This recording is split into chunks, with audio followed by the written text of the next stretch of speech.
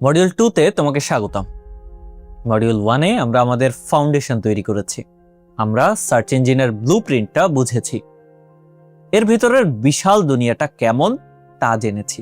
এটাকে তুমি একটা বিশাল লাইব্রেরির ম্যাপ হাতে পাওয়ার মতো ভাবতে পারো।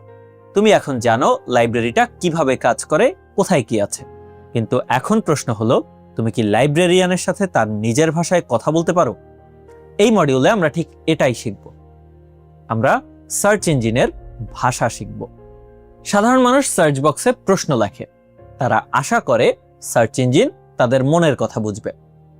কিন্তু একজন ইনফরমেশন আর্কিটেক্ট আশা করে না, সে কমান্ড দেয়। এই মডিউলের মূল আইডিয়াটাই হলো এটা, প্রশ্ন করা থেকে কমান্ড দেয়াতে শিফট করা। ভাবো এতদিন তুমি সার্চ ইঞ্জিনকে বলতে, আমার জন্য বাংলাদেশের অর্থনীতির উপর একটা ভালো রিপোর্ট খুঁজে দিতে পারো।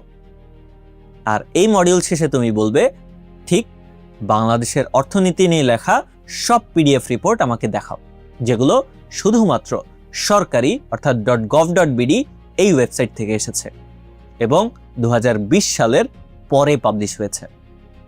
পার্থক্যটা দেখতে পাচ্ছ? এটা হলো কন্ট্রোলের পার্থক্য, অনিশ্চয়তা থেকে নিখুঁত নিয়ন্ত্রণে আসার পার্থক্য। এই ভাষাটাই হলো অ্যাডভান্সড সার্চ অপারেটরস। এগুলো কোনো কঠিন কোডিং বা প্রোগ্রামিং ল্যাঙ্গুয়েজ নয়, এগুলো হলো সহজ শক্তিশালী কিছু কমান্ড যা সার্চ ইঞ্জিন সরাসরি বুঝতে পারে। আমরা শিখব কিভাবে কোটেশন মার্ক ব্যবহার করে আমাদের সার্চকে লেজার ফোকাসড করতে হয়। শিখব সাইট অপারেটর দিয়ে কিভাবে যে কোনো নির্দিষ্ট ওয়েবসাইটের ভেতরের গুপ্তধনের মতো তথ্য খুঁজে বের করতে হয়। আমরা ফাইল টাইপ দিয়ে খুঁজে বের করব লুকানো পিডিএফ রিপোর্ট, এক্সেল শিট আর পাওয়ার পয়েন্ট প্রেজেন্টেশন। এগুলো হলো তোমার কোর টুল কিট, তোমার আসল সুপার পাওয়ার।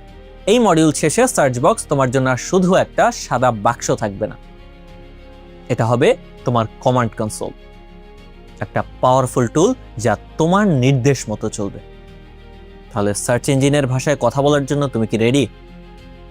চলো শুরু করা যাক।